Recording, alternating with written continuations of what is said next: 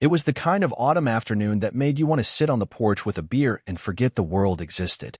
The golden leaves danced across the driveway as Ethan Keller stepped out of his truck, groceries in hand, still chuckling at the cashier's awkward attempt to flirt.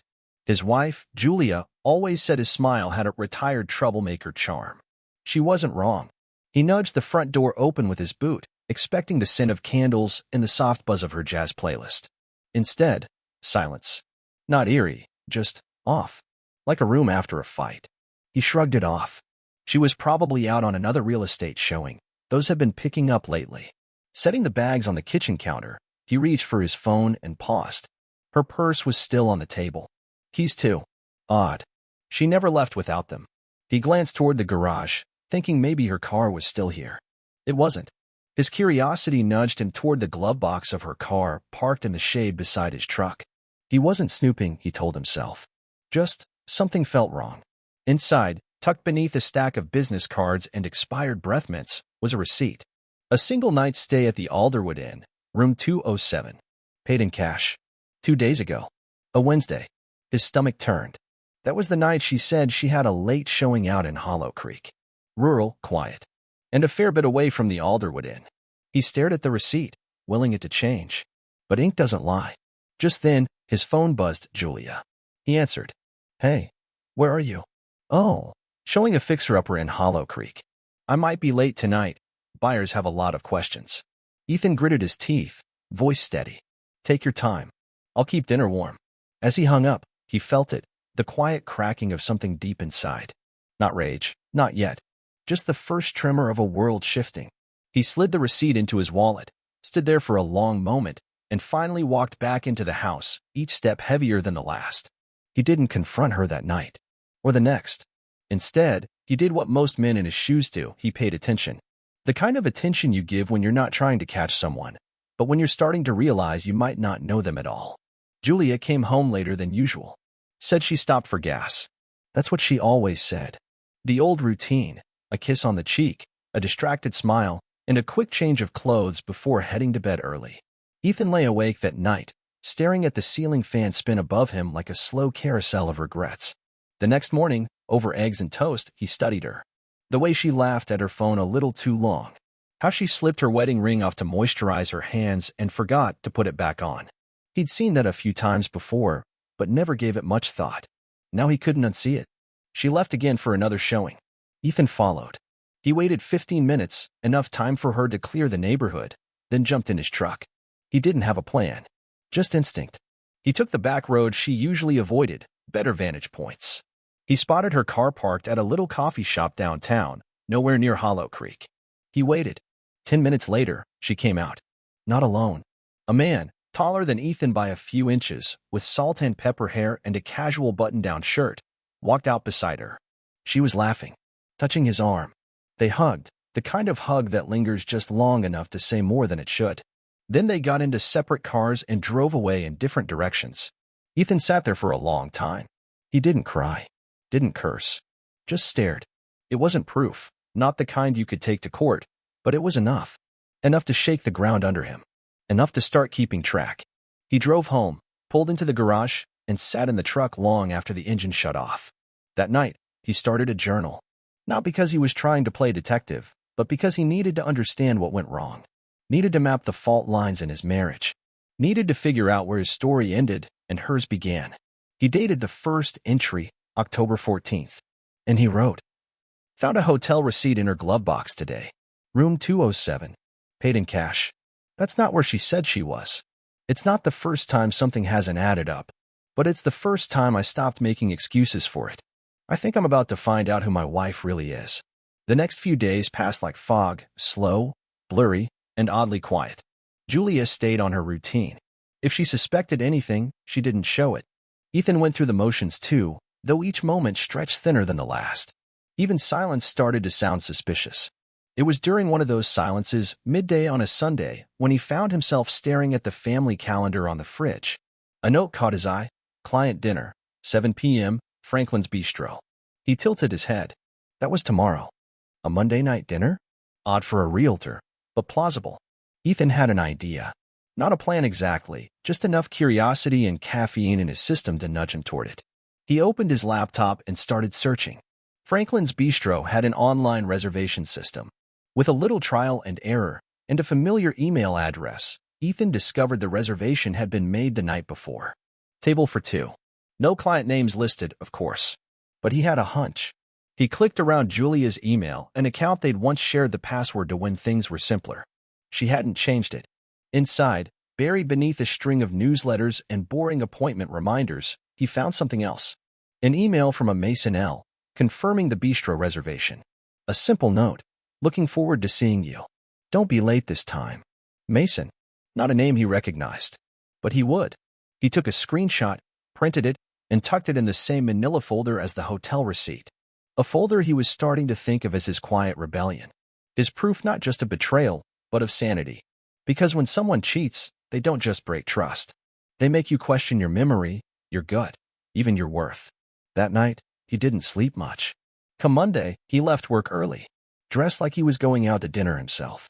He parked across the street from Franklin's at 6:45 and waited.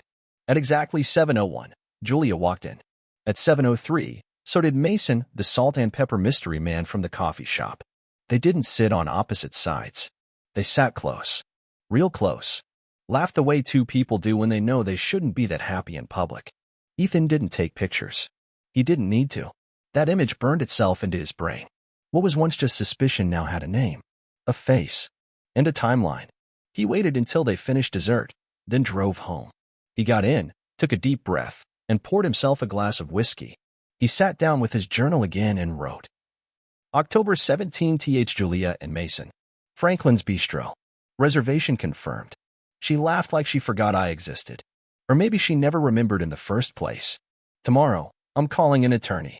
Tuesday morning came wrapped in a dull headache and an ache in his jaw he hadn't noticed until he caught himself clenching it during breakfast. Julia was unusually upbeat. She kissed his cheek, said she had a showing at 10 and would be out most of the day. Need anything from the store? She asked. He's already in hand. He shook his head. Nope, all stocked up. The second she left, he grabbed his folder and headed to the car. The attorney's office wasn't far, just 2 blocks from the post office, next to a bakery that always smelled like cinnamon and second chances. The receptionist smiled as he walked in, her eyes scanning the manila folder in his hand. Mr. Keller? She asked. He nodded. Yeah, Ethan. Right this way. Mr. Prescott is expecting you. Mr. Prescott was a calm man with gray at his temples and glasses that slid down his nose when he leaned in to listen. Ethan liked him immediately. He laid the folder on the desk. Prescott opened it, flipping through the contents without a word. After a long pause, he asked, How long have you suspected? Ethan shrugged. A week, maybe 2. Found that hotel receipt by accident. I haven't said anything to her. Just watching. Prescott leaned back. You've got decent documentation. Texts? Emails. Only that reservation email. And what I saw with my own eyes. Prescott nodded again. That'll help. State law doesn't require you to prove adultery, but it can influence division of property. Kids involved? No. No kids. Just 15 years and a whole lot of history. Prescott didn't smile, but he looked like he wanted to. That makes things simpler. Do you want to file immediately, or wait? I want to be smart. Strategic. Ethan's voice didn't waver. She doesn't know I know. I'd like to keep it that way for a while. The attorney slid a sheet of paper across the desk. Here's what we'll need from you. Financial records, list of assets, joint accounts. I'll start drafting paperwork. When you're ready, we serve her. Ethan nodded. Thank you. He stood, shook hands, and walked out into the warm sun, blinking like he'd just stepped into a new life. At home, Julia still hadn't returned. He sat in the quiet living room and opened his journal again. October 18 th spoke to the attorney today. It felt final. Like I've started something I can't take back. But I also think I've started something I should have done a long time ago. She doesn't know it yet, but she's running out of time. The following morning, Ethan awoke before the sun had even thought about rising. He lay there, staring at the ceiling, not because he couldn't sleep, but because sleep had become irrelevant. The kind of rest he needed wasn't found in pillows or blankets. It was peace he was after, and peace had packed up and left weeks ago. Julia was already up. He heard the coffee pot sputtering and the gentle rhythm of her footsteps moving about the kitchen like nothing was wrong, like their lives weren't drifting miles apart under the same roof. Morning, she chirped as he walked in. Want coffee? He nodded, offered her a soft thanks, and sat at the table. His hands wrapped around the mug, not for warmth, but to keep them from shaking. He didn't know if it was anger, heartbreak, or just the exhaustion of pretending not to know. She was wearing the green dress, the one she only wore on days she wanted to feel powerful, confident, desired. Another showing, she said. Big client. Ethan just nodded again. After she left, he called the private investigator Prescott had recommended. A woman named Gina with a calm, no-nonsense voice and a promise that if something was there, she'd find it. Discretion is what you're paying me for, she added. He gave her Julia's license plate number, Mason's name, and the general schedule Julia claimed to keep. He felt like a man feeding coordinates to a missile, and somehow, that didn't sit right. But he also knew he wasn't the one who'd started this war.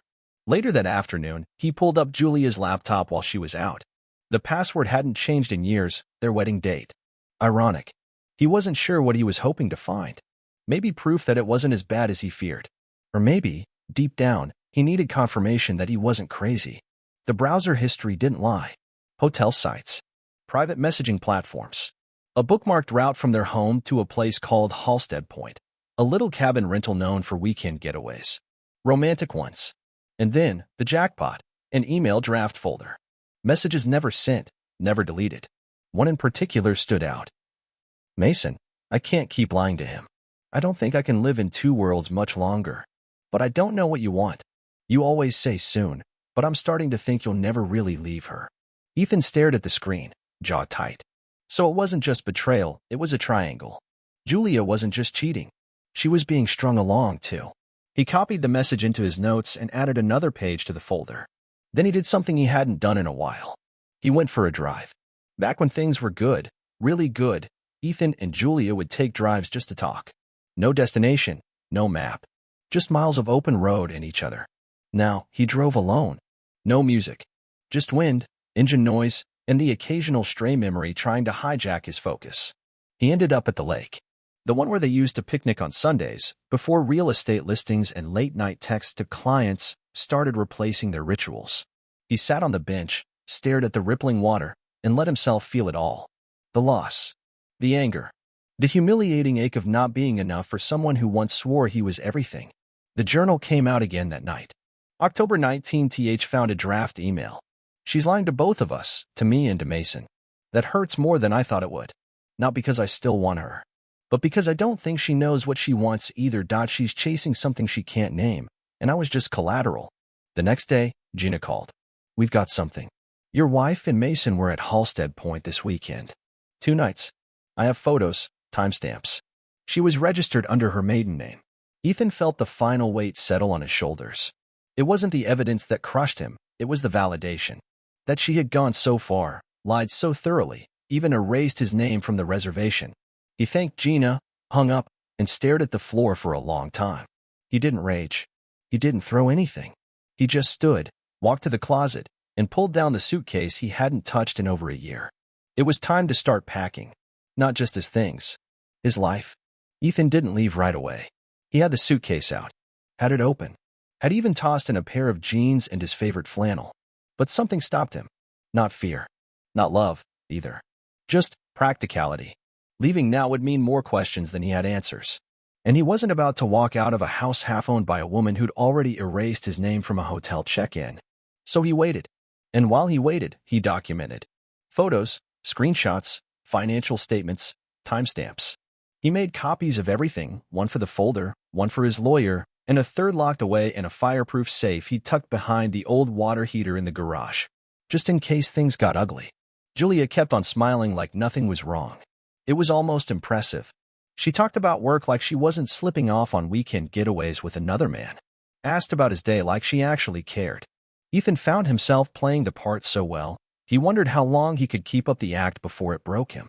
That Friday night, she suggested they go out to dinner. Just us, she said with a hopeful smile. It's been a while. Ethan agreed. Not because he wanted to spend time with her, but because he needed to study her. They sat at a small Italian place on the edge of town. Candlelight flickered across her face as she sipped red wine and asked about his job. He gave her the answers he knew she wanted to hear: safe, routine, hollow. Then she reached across the table and touched his hand. I've missed this, she said. Ethan stared at her, heart pounding, and forced a smile. Me too. He hated how easy the lie came out. When they got home, she leaned in for a kiss. He let her. But afterward, he stood in the hallway for a long time, staring at the closed bedroom door, wondering how much longer he could fake being a husband. The next morning, he called Prescott. I want to move forward, Ethan said. Get the papers ready. Understood, the attorney replied. Do you want to serve her now, or wait until you're physically separated? Ethan paused. Serve her now. I'm done pretending. He spent the rest of the weekend in a daze, packing slowly, methodically. He didn't want to forget anything, not just items, but emotions. The feeling of sitting on the couch beside someone you no longer trust. The way it feels to watch someone lie to your face and pretend it's love. October 22 ND. She held my hand across the dinner table like we were still something worth saving. But I saw it in her eyes. Whatever used to be there is gone. Now it's just reflex. Habit. A performance for an audience that stopped clapping. Monday morning came fast. The doorbell rang at 9:12 a.m. Julia was in her robe, coffee in hand, when she opened the door and came face to face with the process server. Julia Keller? Yes. You've been served. Ethan didn't watch. He was already out back, pretending to water the plants. He heard the door close. Then silence. Then the soft shuffle of her steps as she came out to find him. You filed for divorce? She asked, voice caught between anger and disbelief. He nodded, still spraying the petunias. I did. She waited. But when he said nothing more, she took a step closer. Why now? Ethan turned to her, calm. Because I'm done living with a stranger who thinks I'm too blind to see. Her jaw tightened. You went through my stuff? No, he said. I watched. And then I listened. And then I confirmed. I didn't dig. I just opened my eyes. Julia stared at him, the defiance in her face cracking like old paint. So what now? You move out, Ethan replied. The house is being evaluated. We'll divide everything legally. You'll have what's fair. Nothing more, nothing less. And you think this is fair? She hissed. He took a breath. You erased me from your life long before I filed those papers. I'm just following your lead. She turned and walked back inside without another word. That night, Ethan slept in the guest room. Not because he had to, but because the master bedroom belonged to ghosts now. By the end of the week, Julia had moved in with a friend, at least that's what she said. Ethan didn't ask where, didn't check. It wasn't his concern anymore. He stayed in the house for now. The silence was easier to stomach than the lies. He found himself sitting on the front porch more, beer in hand, like the old days. Sometimes he'd see neighbors pass by and wonder if they knew, if they'd suspected, or if they just thought Julia and Ethan were another perfect couple living in a two-story home with a collapsing foundation. The journal helped.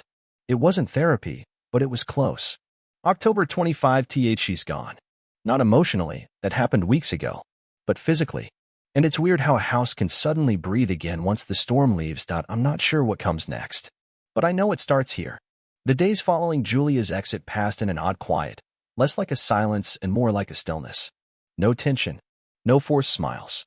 No awkward conversations around what neither of them wanted to say. Just Ethan and the house. And that should have been a relief. But emptiness doesn't feel like peace right away. He started organizing the attic. It was one of those things he always told himself he'd get around to someday. Now he had time. The boxes were labeled in Julia's handwriting: Christmas lights, old photos, tax returns, a box marked wedding stuff that he hesitated on. He opened it anyway. Inside, a dried bouquet, now brittle and colorless. Candles from the reception, the wick barely touched. And a stack of handwritten notes they'd exchanged before the ceremony. Ethan sat there, back against the wood-paneled wall, reading them one by one. She'd written, You calm my storms. Funny how the forecast had flipped. He didn't cry, but something in him sighed. He boxed it back up and labeled it Memories. Not because he wanted to keep it, but because he wasn't ready to throw it out just yet. Closure doesn't come all at once. Later that night, he got an email from Gina, the PI. Just 2 words in the subject line. It's done. He opened the file attached, a full report, timestamped photos, audio transcripts. Mason and Julia hadn't just been meeting casually. They'd been booking weekends regularly, most under aliases. Different towns. Different hotels. Like they were trying to live a parallel life while pretending the real one didn't exist. In one clip, Julia laughed as she clinked glasses with Mason. He has no idea, she said. Ethan closed the file. Not in anger. Just fatigue. He emailed Gina back, thanking her. told her the rest wouldn't be necessary. That night, he sat down at the kitchen table with a beer and pulled out his journal. October 28 t.m. Not sure how many more truths I need to see before it stops hurting. But I think I've seen enough. She lied. He used her. And I watched it all happen in high definition. Prescott called the next morning. Mediation is scheduled for next week. Do you want to attend in person, or let me handle it? I'll be there, Ethan said. She doesn't get to rewrite the story without hearing the truth first. He hung up, poured himself another coffee, and finally changed the sheets in the master bedroom. Not to reclaim it, just to disinfect the past. That week, Julia reached out. A text, "Can we talk before mediation?" Ethan stared at the screen for a long time before replying, "We'll talk at the table. Anything else can go through the attorneys." She replied with a simple, "Okay." But he knew that okay meant 100 things. And he was done translating. He spent the next few days doing the kind of things that had nothing to do with her. Took the long route to work. Cooked himself real meals.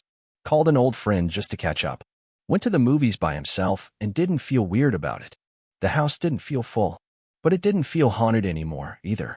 The night before mediation, he sat on the porch again. Cooler now, fall was starting to show its teeth. He pulled a blanket across his lap, journal in hand. October 31 st. Tomorrow I sit across from the woman I thought I'd grow old with and tell her why I'm letting her go. Not because I don't love who she was, but because I can't survive who she became. The man she betrayed didn't deserve it. The man who rose from it doesn't need her forgiveness. The office where the mediation was held was too clean, too quiet. Like a room that never saw real life, only paperwork and politely worded confrontations. Ethan arrived early. Prescott met him in the lobby with a nod, handed him a bottle of water, and walked him through the expectations. Her attorney is a professional. They won't push anything unreasonable, but be prepared for her to say things that will sting. Stay calm. Stick to what we agreed.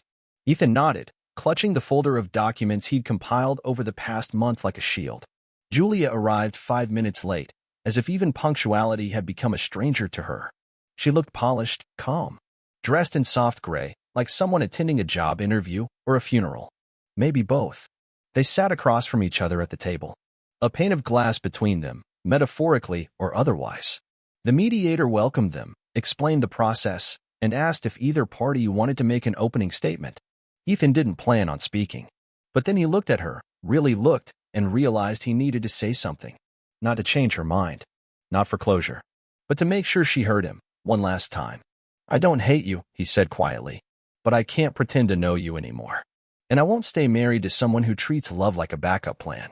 Julia blinked, lips parting slightly, but no words came. For the first time since this began, she didn't have a ready excuse. The mediation moved on. Property division was fairly straightforward. No children to negotiate over, no pets. Just money, assets, and memories. Prescott presented Ethan's terms. Julia's attorney glanced at her, then nodded.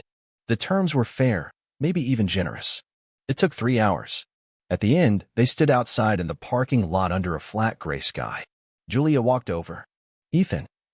He turned. She hesitated, then said, "You didn't deserve this. Any of it." He gave her a small, sad smile. "I know." She nodded once and turned away. Back home, Ethan opened the journal again. November 3 RD. We didn't scream. We didn't cry. We just ended. Maybe that's the saddest part, how quietly things fall apart. No thunder, no lightning. Just the sound of a final signature and the click of a door closing. He made himself a real dinner that night. Steak, potatoes, green beans the way his mom used to make them. Not because it was a special occasion, but because it was time to stop eating like a man in survival mode. He poured a glass of red wine, sat on the porch, and listened to the wind in the trees. And for the first time in weeks, maybe months, he didn't feel broken. Just healing. Still sore. Still tired. But healing. He didn't know what the future looked like yet. But for once, it didn't scare him. November 4th today, I started a list. Not of grievances. Not of regrets. A list of things I want to do now that I'm free. First item, drive somewhere new without telling anyone. Just go. Second item, stop apologizing for things that weren't my fault. Ethan didn't pack much. A few changes of clothes, a thermos, and the journal. He told Prescott to forward any paperwork to his email. Left a key with his neighbor in case anything came up. Then he loaded up the truck and pointed it west. No GPS. No set destination. Just the kind of freedom you can only earn through heartbreak. The first few miles felt strange, like he was running away from something. But the farther he got from home, the more it felt like he was driving towards something else. Not answers. Not even healing. Just breath. He stopped in a small town called Ash Hollow by late afternoon. The name caught his eye, something poetic about it. He found a diner with a neon sign buzzing like it had a story to tell. Inside, the waitress greeted him like an old friend. "Traveling through?" she asked. He nodded. Something like that. Over a slice of cherry pie and a cup of coffee, he watched the town go about its evening like it had for decades. Kids riding bikes. A man sweeping his barbershop steps. Couples walking hand in hand, unaware that someone else might be sitting alone, wondering how things got so far off track. That night, he stayed in a roadside motel. Clean, quiet, forgettable, which, in a way, made it perfect. He sat on the bed, flipped open the journal, and wrote, November 6th, Ash Hollow. Cherry pie. Quiet room. I think I'm starting to remember who I was before all of this. Not a version of myself Julia would have wanted, but maybe a version I do. The next day, he drove again. Through farmlands, past rivers, down old roads lined with sycamores turning gold. He thought about his dad, long gone, and how they used to do this, hit the road with no reason except the doing of it.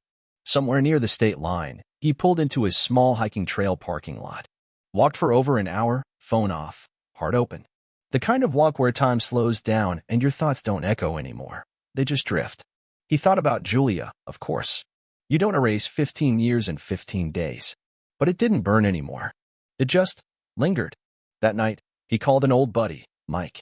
The kind of friend who didn't ask too many questions. You're really out on the road, huh? Mike said. You always were good at disappearing. I'm not disappearing, Ethan replied.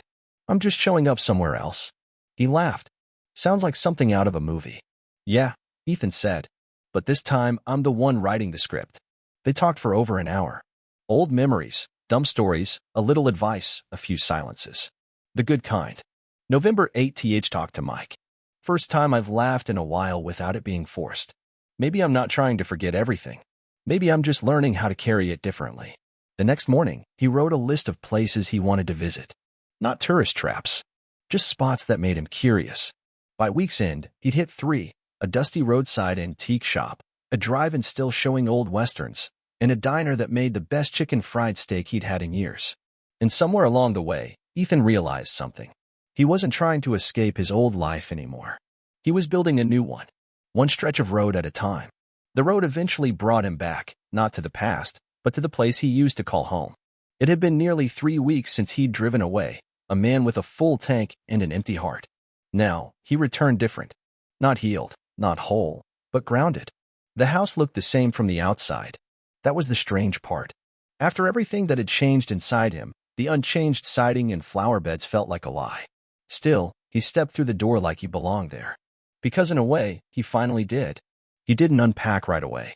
Instead, he walked through every room, let the quiet settle around him, touched the wall where they'd once measured anniversaries with pencil marks, stood in the kitchen where he'd once watched her pretend everything was fine. It wasn't pain he felt. It was permission to start again, but this time for himself. A few neighbors waved when they saw his truck back in the driveway. He waved back. Didn't stop to talk. He wasn't ready for questions, even the well-meaning ones. People mean well, but they can't always help what they stir up. He did a few small things that day. Watered the plants. Cleaned out the fridge. Reorganized the bookshelf. The kind of mundane chores that helped him feel like a person again. That night, he made a fire in the backyard pit, sat under the stars, and opened the journal. November 15th came back because I realized something out there. I'm not running anymore. Not from her. Not from me. Not from the hurt. You don't get over it. You just decide it doesn't get to steer the wheel anymore. He called Mike again the next morning. You make it back? His friend asked. Yeah. And for once, I think I'm okay being here. Well, hey, Mike said. Now that you're officially not a hermit on wheels, come over for a drink this weekend. A few folks would love to see you. I might take you up on that. He did. And it wasn't awkward. It wasn't even hard. It felt good to laugh and hear old stories told in new ways. No one asked about Julia, which told Ethan Mike had prepped them. And he was grateful. He started going back to the gym. Volunteered for a local event planning group. Went on a hike with a coworker who'd always been friendly but never pushy. He said yes to things more often. And no when he needed to. One evening, While sorting through a stack of papers, he came across the final divorce decree. Official. Signed. Sealed. Done. He stared at it for a long moment, then filed it in the cabinet. Not under mistakes or loss, but resolved. That night, he sat on the porch, feet up, journal in hand. November 20th. Some days I still wonder what might have happened if she had just been honest. But most days, I don't. Most days I'm too busy living. That's the gift of letting go. It gives you your hands back. Thanksgiving came and went with little fanfare. Ethan spent it at Mike's house, where the food was loud and the laughter louder. No tension, no hidden conversations behind closed doors, just people being present. He didn't know he missed that until he had it again. December rolled in with frost on the windows and fewer ghosts in the halls. He put up a tree, small, nothing fancy. Just something to mark the season. Something for him. He got a card from Julia in the mail the week before Christmas. No return address. Inside was a simple handwritten note. I hope you found peace. I'm still searching. I'm sorry for everything. No request. No explanation. Just those few lines. Ethan read it twice, then tucked it into the back of the journal. Not out of sentiment. Just completion. He spent Christmas morning alone, but not lonely. Made pancakes, called his sister, dropped off a donation at the shelter. That evening, he wrote. December 25th. It's strange how quiet can feel full when it's your own. I didn't think I'd ever get here. But I did. Not by force. Just one small, stubborn step at a time. New Year's Eve found him watching the stars. No big party. Just a thermos of coffee, a blanket, and the sky. He thought about the man he was a year ago. About the man Julia left. About the man he almost forgot he could become again. And he wrote the last journal entry he would need for a while. December 31st. Steve survived. That's the truth of it. I was broken, and I'm not anymore. I'm not perfect, but I'm here. I'm living. I laugh again. I trust myself. And maybe, someday, I'll trust someone else. But for now, this is enough. This is more than enough. He closed the journal, not with a sense of finality, but with gratitude. Because healing doesn't come from forgetting what hurt you. It comes from growing something new in its place. And Ethan Keller had finally learned how to grow.